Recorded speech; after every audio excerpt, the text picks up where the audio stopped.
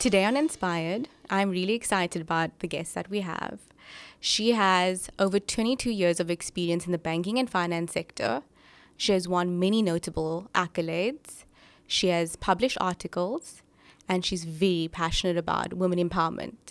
Okay, hello, Deborah. Thank you so much for joining me today. I'm really excited to be chatting to you.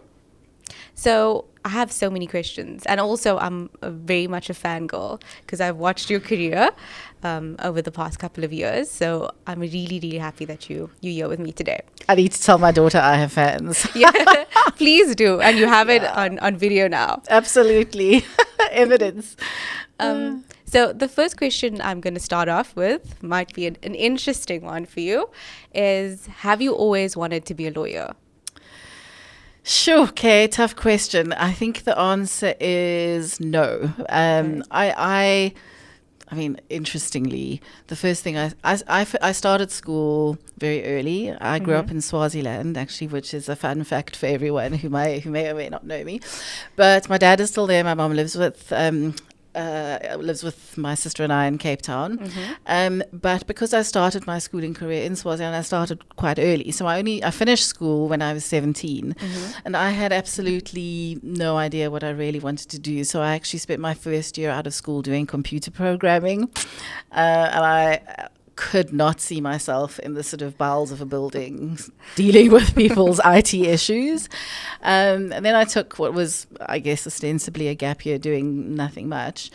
But I am also a person who likes predictability. And I think law was the career, or at least the study decision that was going to give me a defined career path.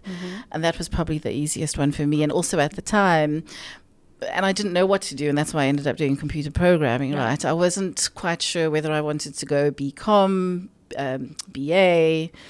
BCom I probably would have really struggled with. My number skills are, not actuarial science level. And so when UCT introduced the 4-year undergraduate LLB, I jumped at the chance. And so... I think that was kind of a little bit of how I ended up here today. Very interesting. And then if given the chance and you had a magic do-over, do you think you'd still make the same decisions you have? Okay, again, oh my gosh, I have been at this for now 22 years and it's difficult to remember time now when I wasn't a lawyer. I'm 45, so it's pretty much half my life, right? It's probably as old as you are, 22. I think I was naive when I started, and I think everybody is naive when they start as to what being a lawyer actually is going to entail, and how tricky and how difficult and how political and how all of these other things that it's going to be. I mean, the law degree is one thing, and I think we all start out being lawyers because we want to make big world changes and do all of these great amazing things, and then end up being debt finance lawyers. So if I had a do-over, would I do it again? I'd have probably chosen something a little bit more creative. I love color. I love nail polish. I love art. So, perhaps that. But then again, I think given my own personality and my need for certainty and predictability, I probably wouldn't have managed as an artist. I think I'd have probably gotten slightly mad. I can relate to that. I think since we've started on where this journey has all began. Let's go back to your articles, right? And your associate days. Do you think that you did anything strategic back then to get you to where you are today? Absolutely not. It was then a matter of survival. So another fun fact is I started my career out at Denes Rates. Denes Rates is where all legends were born and made. I mean, that firm no longer exists, but it was such an amazing firm at the time. I think it was one of those, it was the start of that sort of burgeoning big law firm culture where people had specialized expertise in a whole bunch of things. And, just because I was so unsighted as Yep. to what it meant to be a candidate attorney, I don't think I did anything. It was just a case of trying to survive. Right. And I think I was, if I look back at some of the choices that I made, some of them were pretty dumb. But, you kind of, I think at that point in your career, you really are just trying to get to the next 6 months or the next level. I mean, Yeah. at Danae's Rates, we rotated between departments every 6 months. So it was Okay. like 6 months of intense, have a break, 6 months of intense, have a break, and, hope for the Right. best, because different people have different styles. It was, it was a very different thing being in litigation to being in the corporate department. And, yeah, I mean, it was, at that point, and I think it's the same for young lawyers today, is like, how do I survive this and do my best at the same time? Yes. And then you figure it out from there. And I think a lot of it, I mean, so for example, I'm at ENS now.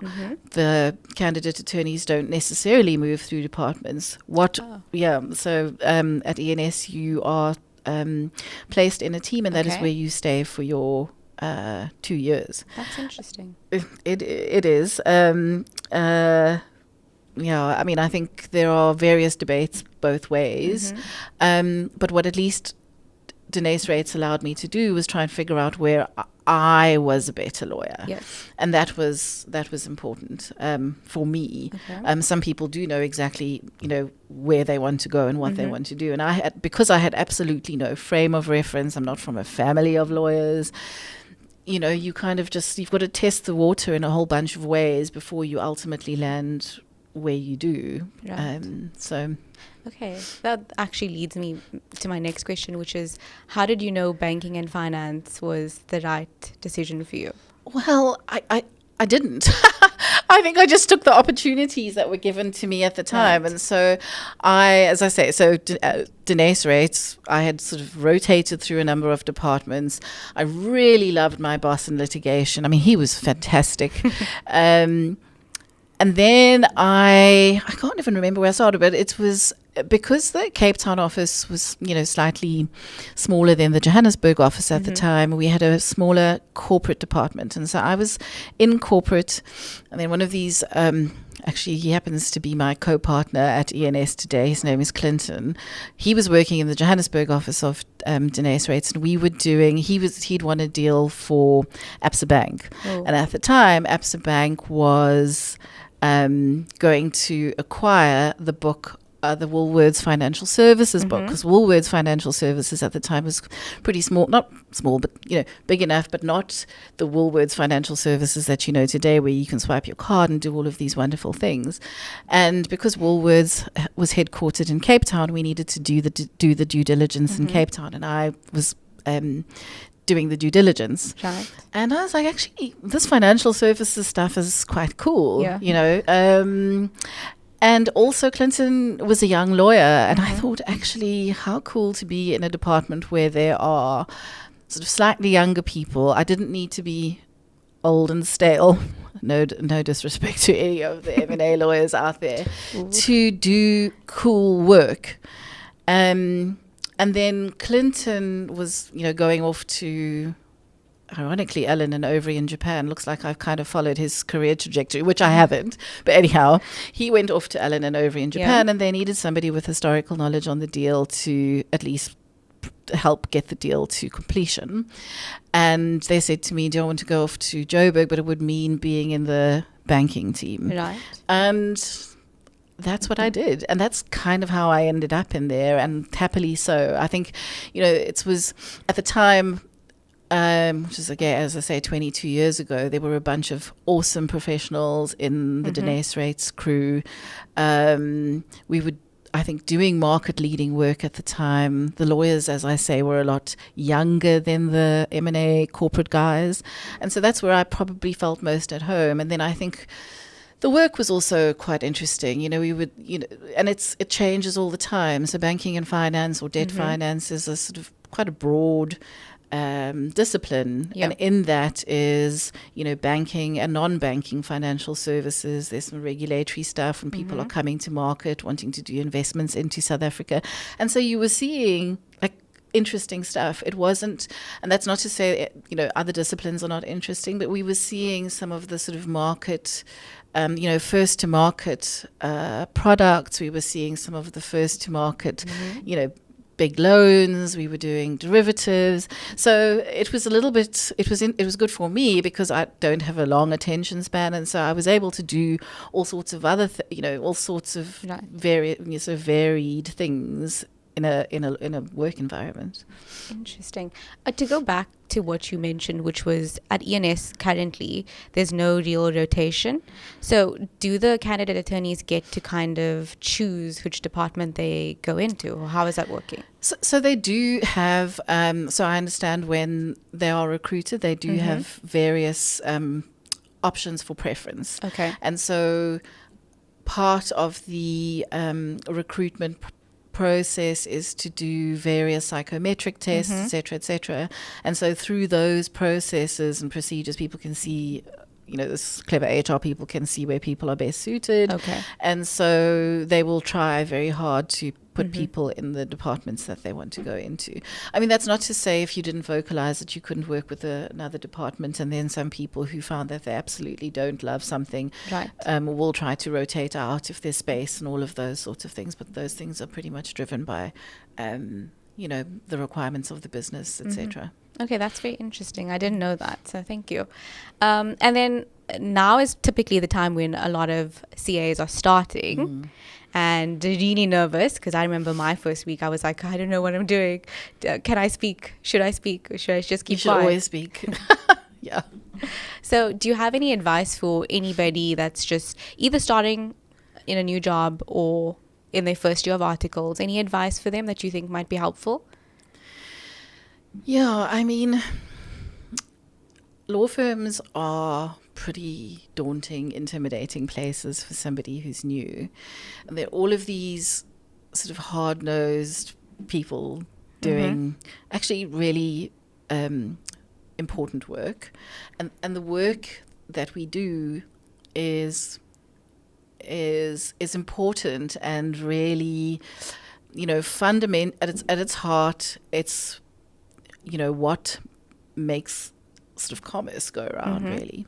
And I think that's something that young attorneys coming in need to understand, is that this isn't sort of Lego building. Yeah. The work that we do has an impact on people's livelihoods, if you're in employment, for example, on people's contracts or whatever it may be.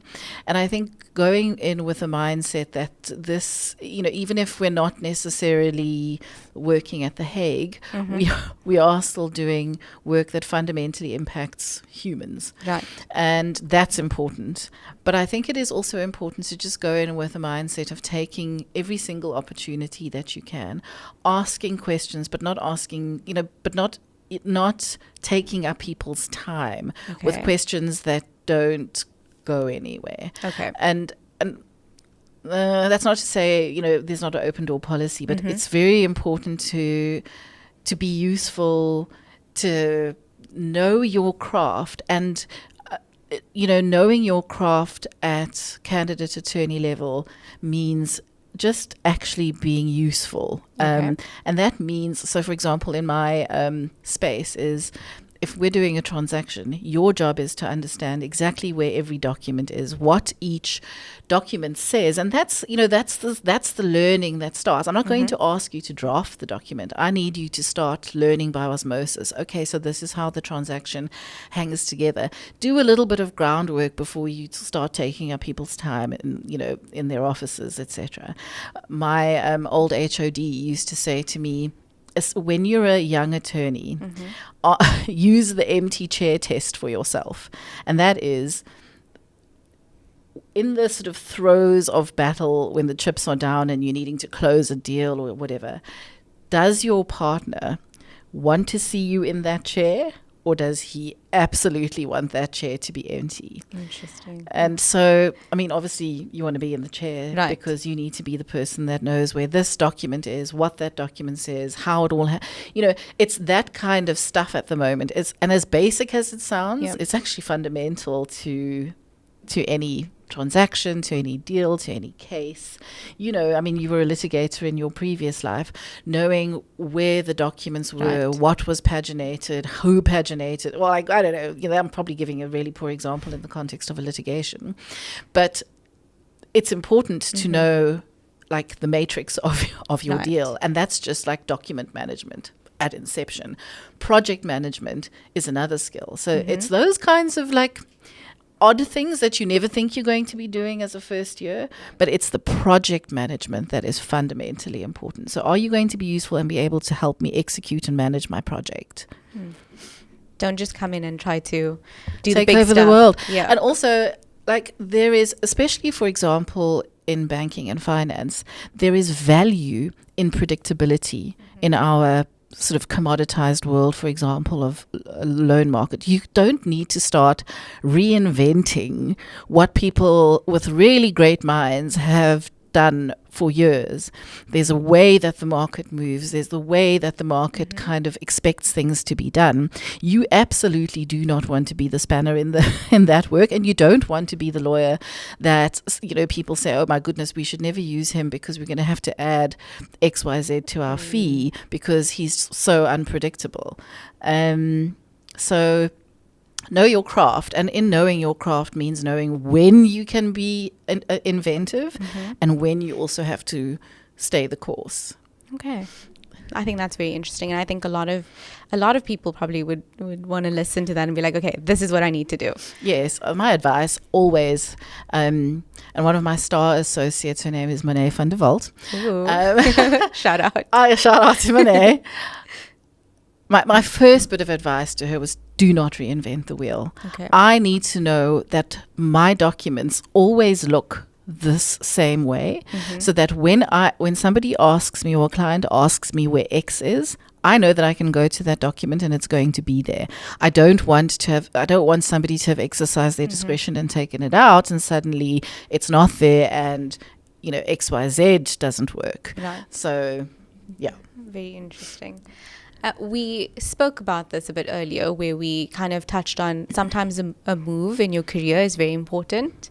Do you want to kind of just highlight how you've learnt that?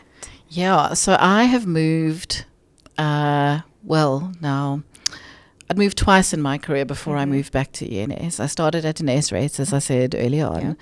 Yeah.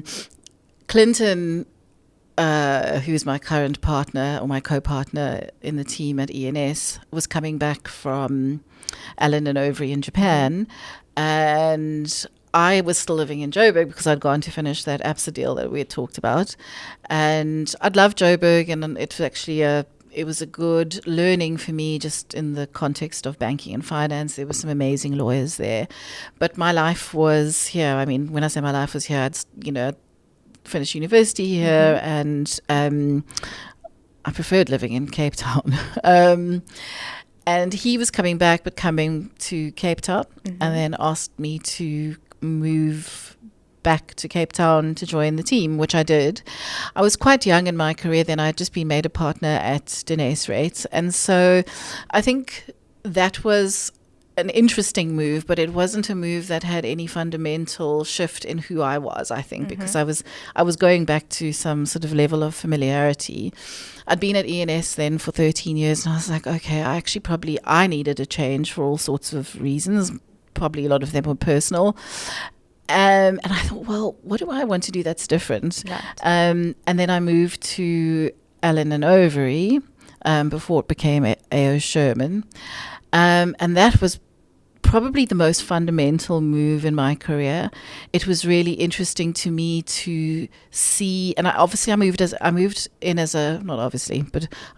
to A&O as a partner, and it was just so interesting to me to see the difference between how domestic law firms ran versus global law firms, and how they operated the business of law, which I wasn't entirely privy to at ENS at the time.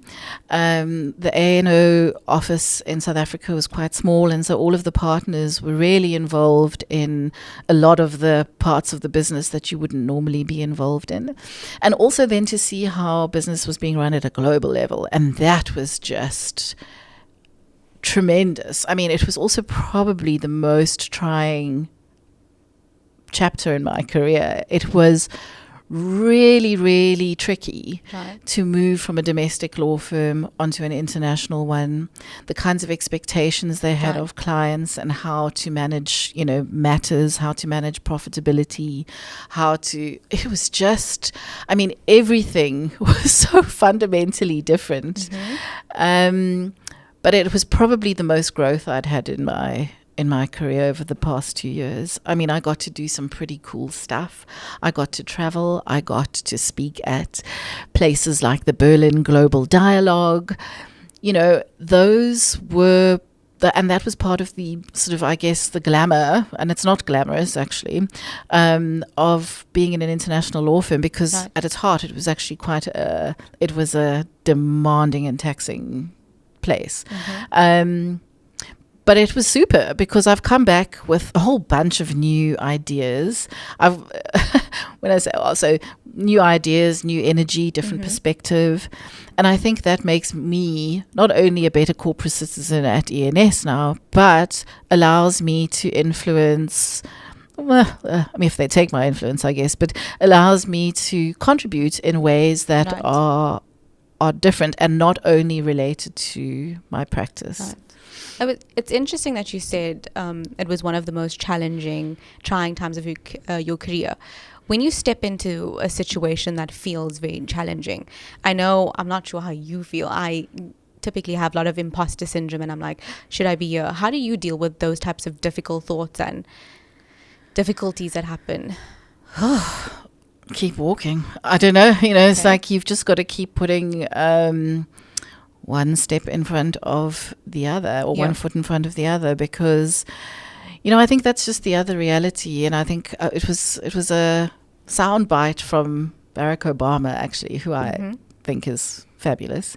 And he was saying, you end up sitting around the table with these people that are placed in these amazing, not placed, but have earned places in these amazing either organizations or presidents or whatever it is. And he was like, when at their heart, they're just people. And he was like, and you kind of like, that guy was slightly whack. So you kind of just learn to navigate those things. But I've never had imposter syndrome. I don't think. I just think, like, actually, why wouldn't anyone want to get to know me? I love that. So you've got to keep, you've got to keep going. And actually, I think it's. I come at it, I guess, from a point of view as a woman of color and diversity. It's like, why wouldn't anyone want to have diversity at the table? Why wouldn't anyone? And and perhaps I didn't speak, and I think perhaps what I didn't do was speak out enough. And I think especially in in my first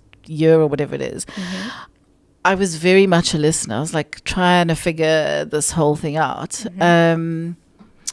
So that's probably how I deal with it, is not to vocalize too much. Right. But I think that also rattles people, because people will be like, you've obviously got a lot going on in your head. Why don't you talk about it? I'm like, no, I'm just trying to understand exactly what's going on. But I think the point is just, small steps, one in front of the other, and understand the value that you, just by being you ultimately bring to a table. Otherwise they wouldn't have hired you. That's very true. I think that's very interesting. It's sometimes it's common knowledge, but sometimes it's just nice to hear from someone that's been around the block. Like, what do you do in those situations?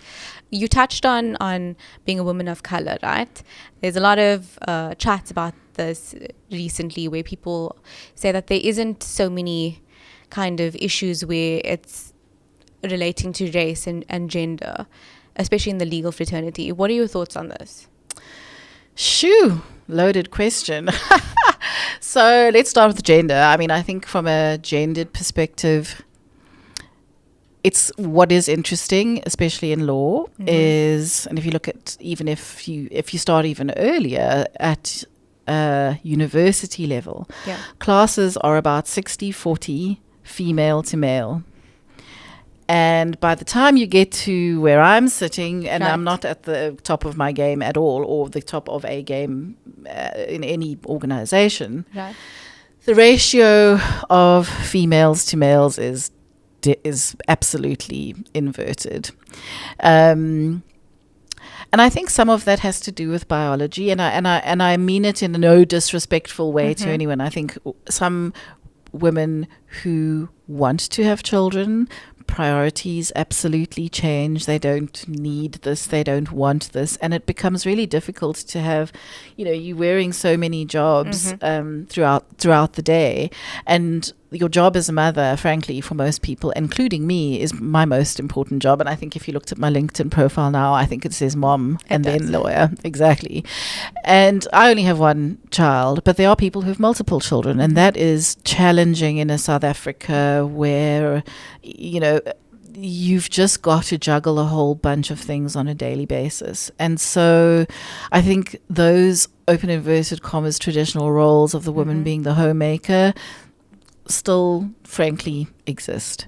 Okay, so that's on the gender part. I think on the people of color part, oh my gosh, it is tricky. I mean, it's tricky. There's not a lot of representation at senior level for women of color specifically, and that's also why I don't leave. I was like, you're gonna have to sweep me out of here, because it's important for people to see that there are people like me who exist in in fairly senior roles within an organization, and there are people like me whose voice is going to be influential in relation to whatever it may be. Across big law firms, there's a handful of us. I mean, you can pick us out and put us all in a room, and we probably wouldn't get to 20, which is a sad indictment on all you males. I'm joking, kind of not really, but it's a lot of things. It's not just one thing. It's and people kind of just end up taking different roles, and I think part of it is financial. To be perfectly frank, I think for people of color, there is no generational wealth. And so when somebody is offering you to go in-house at a significantly increased salary, and you can't play the long game that is required of you in a law firm, and it is a long game. I mean, it is just a long game, and there's no two ways around it. It's fundamentally a case of survival, bread and butter. So yeah, I mean, it's a difficult question, but it's all of those things, and I think those are all of the things that we have to understand about where we find ourselves as South Africans. Really, I don't know if I've really even answered your question, but I think you have. There's so many different factors, like you've said, that kind of impact it. I think also you touched on earlier, I'm not sure if we've had this on tape, where you said that you don't come from a family of lawyers, right? Neither do I. A lot of my family actually weren't even in the corporate kind of professional space. So when I came into a corporate space, I was like, what am I supposed to do? Is there a hack? How am I going to climb the corporate ladder? And we also talked about this earlier, where a lot of younger people like myself, we want to kind of climb the ladder almost too quickly. What are your thoughts on this? Is there a strategy that exists? Is it just hard work? What is the secret, if any? I mean, it's a tough question. I mean, I think what you said right now is so true. Is there is no quick way to doing this job, and you can be the smartest young person in the room. The fact of the matter is, people are always going to defer to experience. And so in this particular profession, the only thing you can do is persevere. And perseverance is frankly your hack. It's like, you're going to make mistakes. We all make mistakes. Human error is just going to be there. So, I think making sure that your job isn't your own identity, so that when people are giving you some hard feedback, it doesn't crush you as a, let your job be a reflection of who you are or what your ultimate purpose is, but the job mustn't be the purpose. The job must be the goal to get you ultimately your purpose, right? Purpose can't be achieved. And I think your purpose evolves over time. My purpose when I started was survival. My purpose in my 20s was, okay, let's try and be better at X. And and my goals were to win that kind of job, do this, do that. My purpose now is to make sure that I put bread on the table for my family and that my daughter has every single opportunity that she wants. And so what does that mean? My goal was to move to A&O to make sure I was compensated in a way that I thought was fair, get some real international experience. So some of those goals change and are changed by outside factors. For example, A&O closed down. But what is my goal now at ENS? Still to put bread on the table for my daughter, but do it in a way that gives me other ways of fulfillment. Do I carve out a different role for myself at ENS? So I think your purpose is really your origin story, really, and that never really changes. I've always been a carer, a nurturer, this or that. Sometimes your purpose is self-preservation. And I think your purpose as a lawyer, your purpose is never the lawyering. Your purpose is all of the other things, and your goals must be how you achieve that purpose in the profession that you're pursuing. Yeah, I think that's very insightful. Trying to drop all the knowledge bombs here. I'm joking. It's very deep. I think it's going to be very helpful for a lot of juniors to hear that, because, like you said, there's no hack. There's no hack. Oh, there's no hack. I mean, I think, but so I'm sorry. What I think perhaps where I've been different is I've actually been fairly, I think, intentional about my own choices in my career.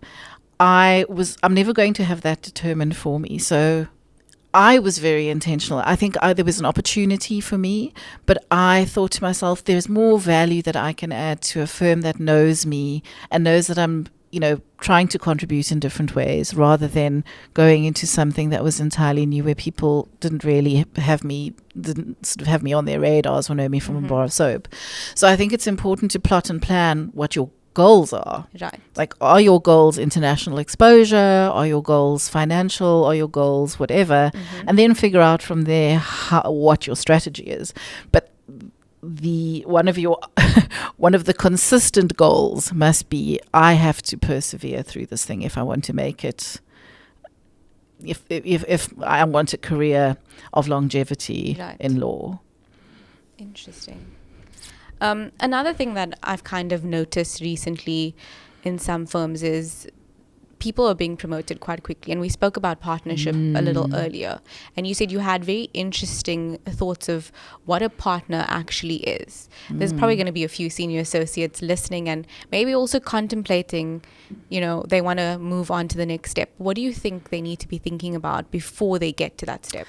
Yeah, so, it was at A&O, as I said to you again. I mean, I think I said earlier on, it was there that I really understood what partnership meant and how partners needed to behave and be and do. And this goes to my point again, you can be the smartest person in the room and your financial performance might be knocking things out of the park.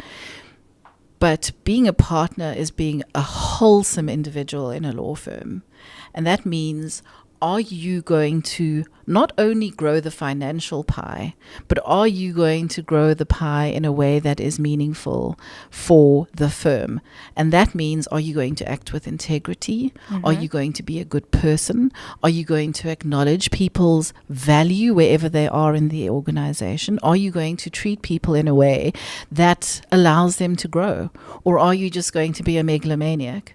And if you're going to be a megalomaniac, regardless of financial performance, my view is that person is absolutely not a partner, not partnership material for me.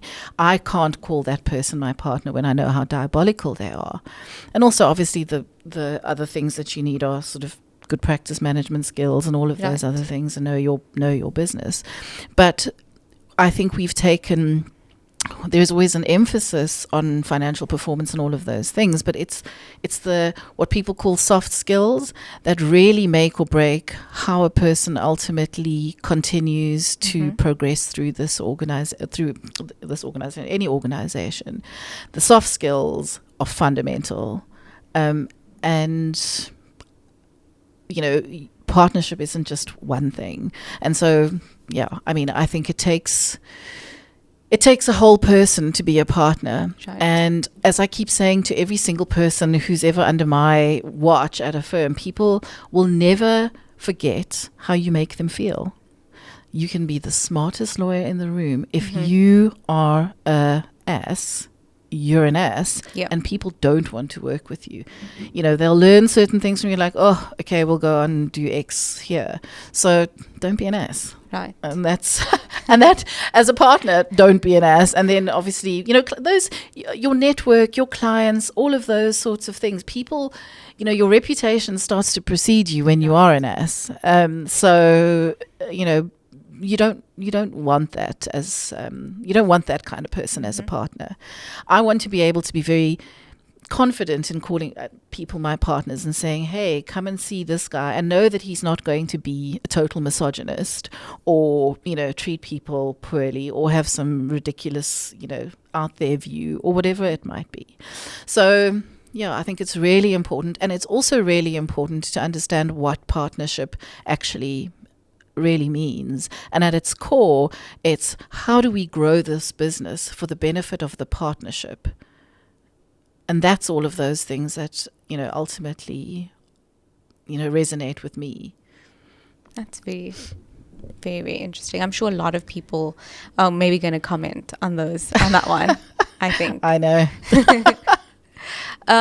You've obviously been in the industry for a while. You've watched it evolve. What do you think currently is kind of the biggest hurdles that the legal fraternity needs to kind of jump over or work on?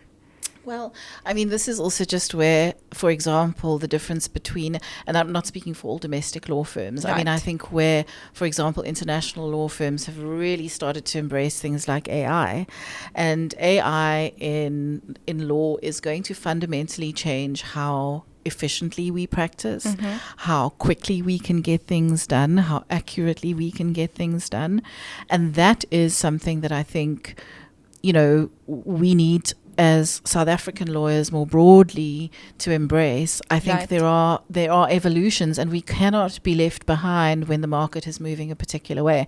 Again, at my old law firm, we had some amazing AI functionality where it was always like a good first pass where you could dump a whole bunch of documents in. Hey, check this for me. Let's, ask, obviously make sure that your prompts were decent, but it gave you a good basis, which, in the ordinary course, if you had to read 150 documents, you'd have to rely on a whole heap of people, their interpretation of it. And yes, you're relying on the AI tool, Right. but you are getting a first pass at what is in there, how it all works. You can then instruct your team better, or not better, but you can instruct your team efficiently. Hey, let's look for this. This is what this threw up, etc., etc. And also for things like due diligence, the accuracy of those tools is just unsurpassed. Things like in litigators' world, not finding new case law because AI has been known to create cases, but dumping into the AI tool what the judgment looks like and say, hey, what is the ratio here, or were there alternative views? What were those alternative views? And kind of, those important things. And at least you get you can start to develop things from there. And those things happen in lightning quick time. Gone are the days when you're going to ask a candidate attorney to spend 3 days doing a due diligence, when frankly it can be done in, at least you can get a sort of red flag Right. initial due diligence within a day or two. Yeah. So I think that's probably the most fundamental shift I think that we're probably seeing at the moment. But the utility of those tools is, it can't be understated, especially in our world. It doesn't make us redundant, because you still have to do all of those checks, you still have to do all of those, you know, all of the other things. You're the one taking the consultation with the client. You're the one still having to, you know, input whatever it is or understand. You know, AI doesn't understand nuance. It doesn't understand all of the other sort of humanoid factors that go into something. But it absolutely does make our jobs more efficient, and it absolutely does make our jobs a little bit more accurate, like initially accurate, if I could put it that way.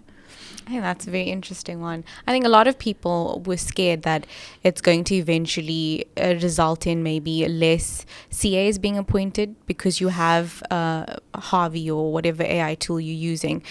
I remember someone said, like, usually a CA takes about a day to draft a document, whereas Harvey could do it within an hour. Do you think that it actually would result in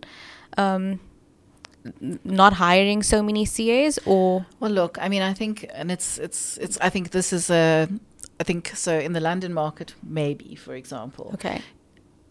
In the South African market, it's an imperative to kind of get people through. We're already oversubscribed in terms of law students that are coming out of. So I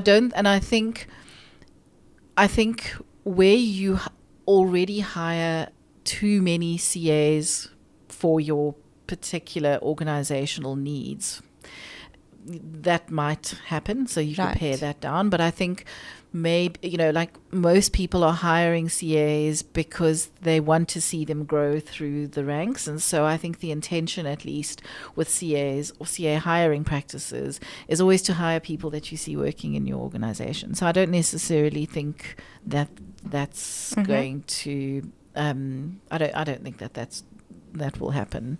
Okay. And I think as South Africans, we know what our social imperatives are, right? We can't just sort of disavow, you know, people's ability to sort of obtain jobs, job security, because we've got some fabulous AI tool. And I think it also does different things.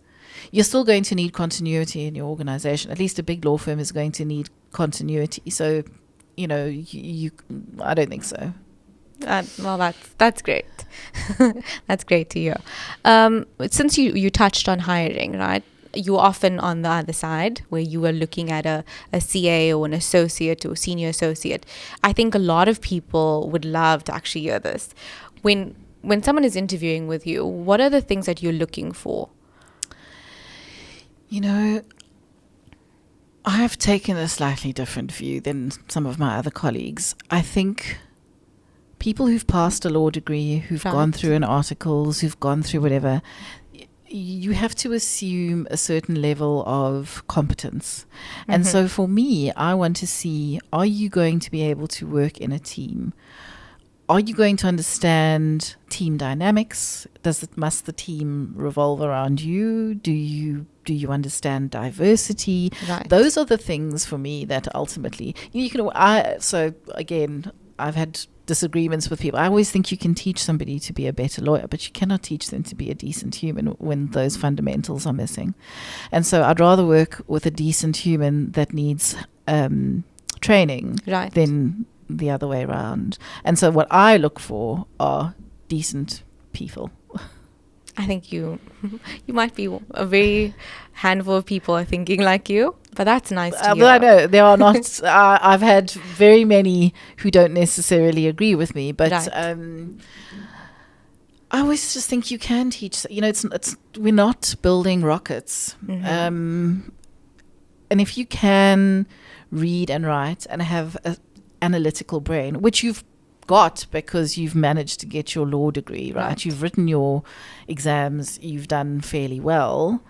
I'm not necessarily going to hire you if your marks are only 50s. Right. But if there's a variation and you can see that there's some things that you enjoy, some things that you didn't, I'm open to having that discussion.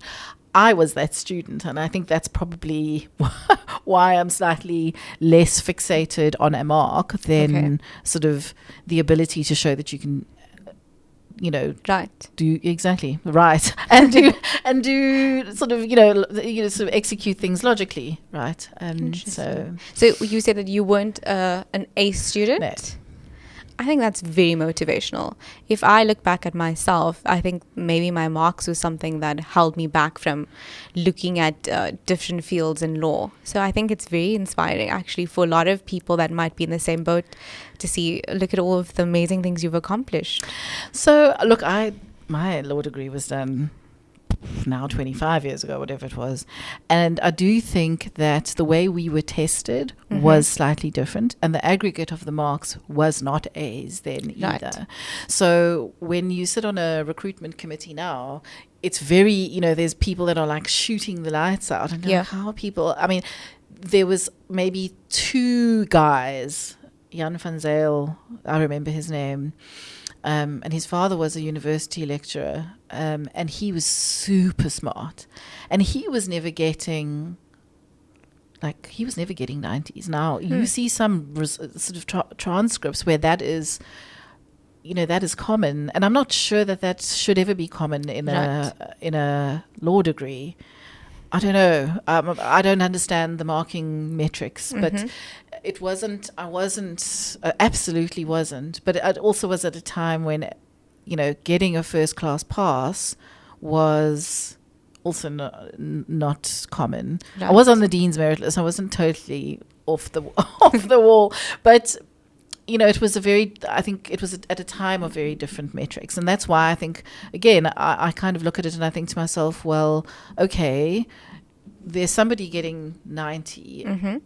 You've kind of got to look at, it's kind of often the sort of, I don't know, average students who are willing to persevere a little bit more through the law firm process, to be honest. I think a lot of the really smart kids sometimes struggle through it, because it's a very different, the metrics are very different. So yeah, I don't know, that was a long-winded answer. I think also for me, what would be interesting is to kind of just hear from you. You've touched on this. I think you've been very open about the legacy you're trying to build, but the next 5 years, 10 years, what do you think? What is a long-lasting legacy of Deborah Carmichael? Take over the world. I don't know. I think I would like to be remembered as somebody who treated people fairly, regardless of where you were at in the open inverted commas hierarchy of a law firm. And I think that is something that I am absolutely intentional about. And it's especially important, as you say, for people of color who are already coming into something that is entirely different. There aren't many points of sort of familiarity or context. And so really it is fairness and calling out poor behavior. I do it all the time. It's not easy, but I'm vocal about it, and I'm vocal about it because it's not nice to be on the receiving end of it, and that behavior then tends to get rewarded because that person is a good financial performer or whatever. Right. I am not about that life. Never have been. In the banking and finance industry, what do you think is going to be some of the challenges that come up in the next couple of years? Good question. I mean, I think that answer is different depending on where you sit in the world, right? I mean, from an African perspective, geopolitics is interesting, and what that means for investment into South Africa is going to be interesting under a Donald Trump / Elon Musk regime. Some of the regulatory challenges,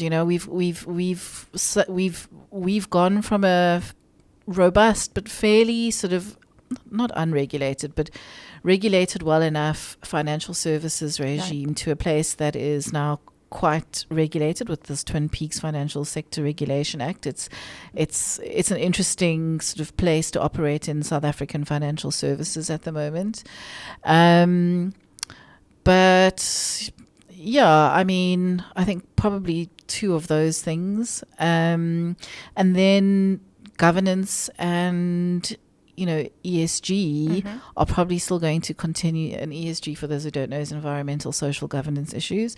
Those are probably going to continue to be drivers of investment. And And I think those are challenges that as South African lawyers, as African lawyers, we really need to grapple with. Right. How do we implement, deals in an international best practice way, but that are relevant to our own jurisdictions? Importing those kinds of importing principles and things from foreign jurisdiction doesn't always work here. But I think it's that, and obviously making sure that we continue to be attractive for foreign investment. But I think, placing more emphasis on the African continent rather than looking further afield. I think, those are some of the benefits and advantages that we have. Africa is ripe for growth, so I think, there's still going to be good opportunities there. But I think geopolitically, it's going to be interesting to see how all of this plays out. And that is, we've got 4 years on the horizon for that. Okay, so we also chatted about other law firms and that kind of thing. I feel like you have the mic now. Is there anything that you think that law firms and law firm culture can work on? Ooh. Let's law hope that they firm take culture. notes. Sure. Interestingly, shout out to Bowman's. And everyone knows that sort of there was a move from the A&O crew to Bowman's. Right. One of the things that they talked very passionately about was their culture. And people, and no matter who you spoke to at Bowman's, people were really protective of this culture that they have. I mean, obviously, I'm not there and I don't know quite what that means, but they seem to have this great culture. And I think it's so important to be, they've obviously gone about it pretty intentionally and built around whatever principles that culture is. And I think it's important to define what that culture is and then live that culture. I think people kind of erode, sometimes law firm values for own gain. Right. And that, as I say, again, shout out to Bowman's and all of the people who are doing the great things there, but there seems to be a culture that works. And, I think to improve law firm culture, I think we must live out those cultural values, but we need to define what those cultural values are, get people's buy-in, and then make sure that is a lived culture and not papered over for financial reward and gain. I don't know. That was, and then there was another part of your question that I've forgotten now. But what can I do to improve? Yeah, what can we do to improve the law firm culture? Culture, it's just culture. Okay, yeah. So that I think that is what I would say is, in addition to making sure that, it's obviously a business, but in addition to making sure that there is proper financial reward for, I guess, great work, that we need to set values and live out those values. Another thing is a lot of juniors want more work-life balance, but at the same time want to climb the corporate ladder. Is that a realistic thing? No. Can you have it all? No. You can have it all at different times, but you can't have it all together. And I think the reality of being in a law firm is when you are climbing that corporate ladder, your work-life balance is going to be a little bit out of kilter. Right. And there's never a perfect moment where you are going to work at 9, knocking off at 5, and then having a full weekend all the time necessarily. I think the older you get, the easier it becomes to define what that means for you, and then depending on what who your clients are, and clients also have children, clients also have lives, so they understand that they too want to work-life balance. And so having that kind of dialogue with the people who are your main instructors or whatever does help. But when you are climbing, unfortunately, it is not easy, and it's something that you're going to have to it's something that you are going to have to sacrifice. It doesn't mean that people need to be mean and nasty and tell you to work over weekends just for the sake of doing so. There are going to be free weekends. You are going to be able to go to your brother's wedding. You've also just got to have those, you've got to, and that's where, when you said advice, I mean, ask questions, open communication with the people that you're working with is saying, hey, I've got this really important thing. I've also got this really important matter. Is there somebody who can cover for me? You don't have to die at the stake. It's not like, as I said, we're not like bringing people back from sort of Mars. Usually these things are manageable.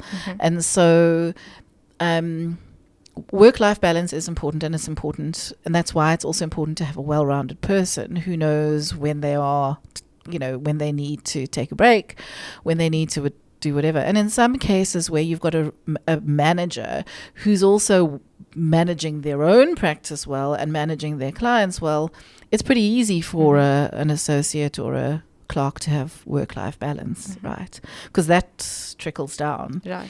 It often starts with a poor manager when that sort of work-life balance is a bit distorted, but it will be a bit distorted in some instances. So actually, maybe my answer was not no, such a vocal no. It's a no and yes, depending on how lucky you are and where you land, but also, it's not binary. You're not never going to have a work-life balance. I think at where you currently are now, you've spoken obviously about management, and that is essentially one of the big parts of having work-life balance, is how you're managing your time and resources and all of that. So would you say that you are currently in a space where you are having the perfect balance or good enough balance?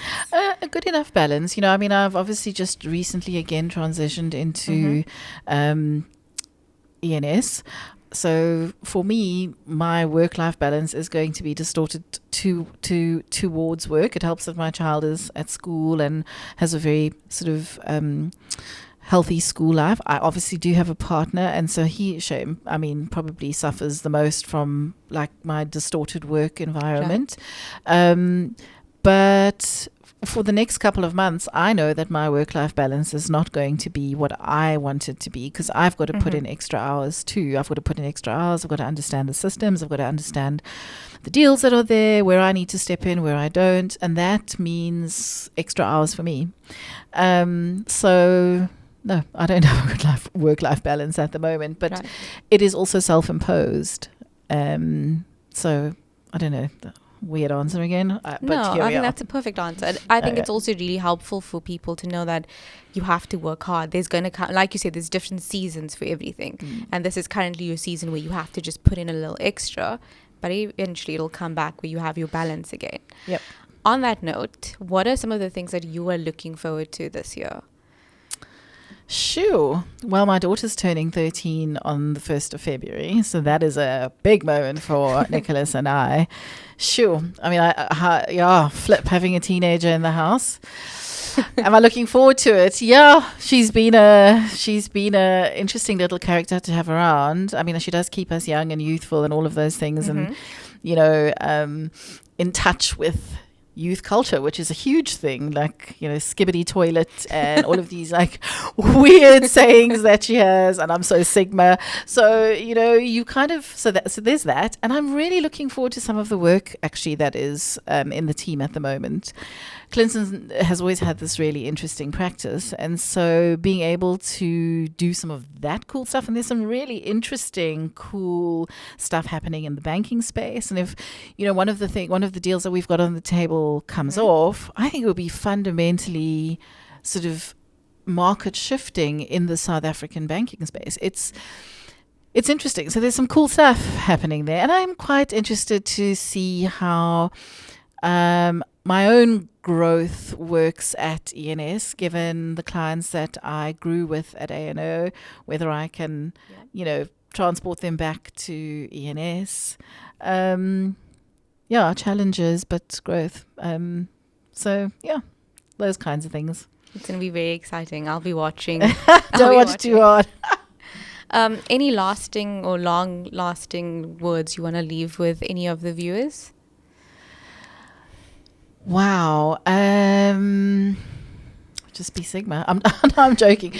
Look, I mean, I think it's really important to persevere through this profession. Right. It's also really important, and it's to our earlier conversation, is understand what your purpose in that season is and set goals to achieve them. You never achieve your purpose. So try and set goals that allow you to achieve that. And if that purpose isn't being in a law firm, if the goal isn't being in a law firm, there are so many different career paths that you can take as a qualified lawyer. So, I mean, persevere, but understand what it is you need, define what your purpose is, and set goals to achieve them. Thank you so much, Deborah. I think it's been really lovely to hear a bit about your story. You've been so open and honest, and I think not just myself, but I think a lot of people that are watching are going to really appreciate that.